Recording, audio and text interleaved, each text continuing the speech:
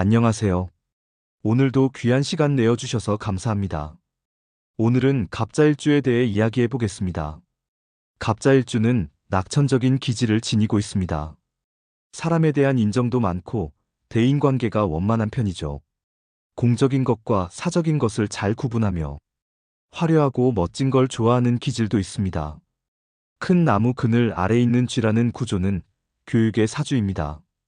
내가 누군가를 가르치는 자리라는 뜻이에요. 갑자일주는 자식이 많은 편이고 내면은 유하고 겉은 강한 성격을 가지고 있습니다. 인내심도 강하고 장자의 기질도 강하게 들어있는 명식입니다. 내가 장자로 태어나지 않았어도 가정 내에서 장자 역할을 하게 되는 구조죠. 생각과 행동이 반듯하고 사상은 건전하며 중심이 잡힌 사람들입니다. 시주에 인성이 있으면 늦게 복이 오는 구조입니다. 대운에서도 인성을 만나면 역시 늦복이 강합니다. 하지만 인성이 천라지망운에 들어오면 사업하면 안 됩니다. 직장 생활을 하는 것이 훨씬 낫습니다. 간목이 불이 없으면 차갑고 축축한 물이기 때문에 사람의 성질이 거칠고 폭력적인 기운이 강해집니다. 대운이 금수로 흘러가면 팔자가 망가질 수 있고 폭력성이 심해질 수 있어요. 간목은 기본적으로 재물을 좋아합니다. 하지만 간목과 인성은 상극이라 간목의 인성을 놓는 것은 본질적으로 잘못된 구조입니다. 간목은 흙을 보아야 안정이 됩니다. 물이 너무 많으면 어머니의 자해가 자식을 망치게 되는 구조가 형성됩니다. 갑자일주가 불을 받으면 사람 자체가 반듯해지지만 불을 보지 못하면 받기만 하고 베풀 줄 모르는 한량의 기운으로 빠지기 쉽습니다. 실직자 중에도 갑자일주가 많고 허우대 멀쩡한 사람들도 많습니다. 하지만 이 사람들은 사주팔자의 흐름이 막혀 있어서 그런 경우가 많습니다. 이럴 때는 용신과 조우법으로 개운하는 것이 필요합니다. 갑자일주는 붉은색이 기운을 푹 돋는 색입니다. 생활 속에서 붉은색을 가까이 하는 것이 좋습니다. 갑자일주는 평온해 보여도 욱하는 기질이 있습니다. 이유는 나무가 물속에 잠긴 형상이기 때문이죠. 마음속으로는 근심이 많지만 겉으로는 밝게 웃는 사람이기도 합니다. 자시가 시주에 있을 경우 그 사람은 속을 알 수 없는 성격입니다. 겉은 태연하지만 실제로는 굉장히 엉큼할 수 있습니다.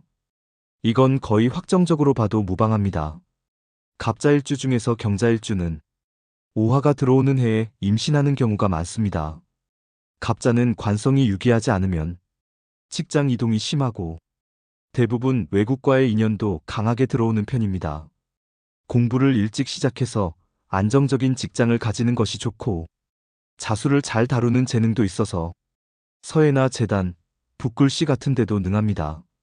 쥐띠가 손재주가 많다고 하지만 시주가 해시일 때 특히 그 능력이 살아납니다.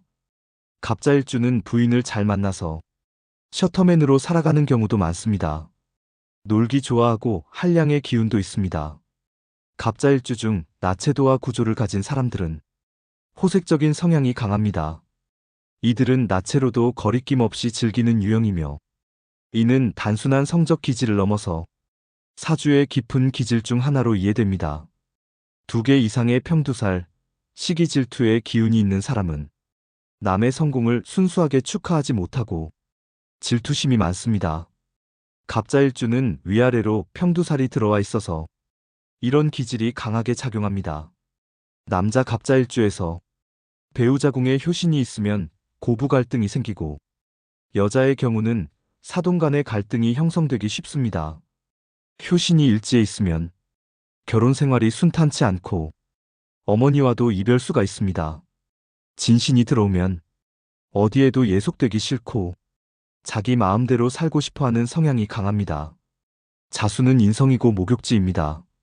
공부운은 있지만 환경이 목욕지라 공부라는 건 이 사람들에겐 영원한 과제입니다. 인성이 강하게 들어오면 배운 것처럼 보이는 어머니가 멋있고 교양도 있어 보입니다. 실제로 갑자의 어머니들은 멋지고 교양 있어 보이는 분들이 많습니다. 이런 인성은 내가 배우고 익힌 것을 남에게 드러내고 싶어하는 마음으로 작용합니다. 인성 도화가 있다면 지식과 배움을 과장해서 드러내는 경우도 많습니다. 갑자는 인성이 강하기 때문에 식상을 칩니다. 건강이 약해지기 쉽고 편인이 식을 치는 해에는 운이 꺾이기도 합니다. 여성의 경우 식상은 자식을 의미합니다. 그런데 이 식상이 절태로 들어와 있다면 유산이나 자식과의 인연 단절이 있을 수 있습니다. 그래서 자식은 일찍 멀리 보내는 것이 좋다는 해석도 있습니다. 남자의 경우 식상은 처가를 의미합니다. 갑자일주 중에 아내에게 인정받는 사람은 많지 않고 처갓집과의 관계도 매끄럽지 못한 경우가 많습니다. 식상이 절태면 초년에 고생을 많이 합니다. 하지만 초년에 이른 만큼 말년에 복이 들어오기도 합니다. 남자의 경우 재성이 절태라 처덕을 기대하기 어렵습니다. 중년 이후에는 부인의 기운에 눌려서 살아가는 경우가 많습니다. 처나 아버지가 소비가 심하고 사치 성향이 강한 경우가 많아 빚을 남기기 쉽습니다. 재성이 절태인 여성은 시어머니와의 관계가 좋지 않은 경우가 많고 남편의 집안이 잘 먹고 잘 사는 구조일 수 있습니다. 여성의 경우 관은 자식입니다. 관이 욕지에 놓여 있다면 자식은 공부보다는 멋이나 개성 쪽으로 기울기 쉽지만 일찍 공부를 시켜서 방향을 잘 잡으면 출세하는 자식으로 키울 수 있습니다. 여성의 경우 남편의 득을 기대하기 어렵고 정관이 천간에 정식으로 떠 있으면 공직자나 전문직으로 잘 되는 경우가 많습니다. 갑자일주는 잔소리가 많습니다. 과숙과 고신의 기운도 살펴볼 필요가 있습니다. 과숙은 여자에게, 고신은 남자에게 작용합니다. 여자가 술자리를 조심해야 하는 해가 있고 남자는 과숙의 기운이 들어오는 해에 애정 문제가 생길 수 있습니다. 이런 해에는 조심해야 합니다. 결론적으로 갑자일주 남자들은 사업가 기질보다는 인문이나 사회계통으로 가는 것이 맞습니다. 다른 쪽 업을 놓게 되면 40대 이후 백수로 전락할 수 있기 때문입니다. 오늘도 끝까지 함께 해주셔서 감사합니다. 좋아요와 구독 잊지 말아주시고요. 다음 시간에도 좋은 내용으로 찾아뵙겠습니다. 감사합니다.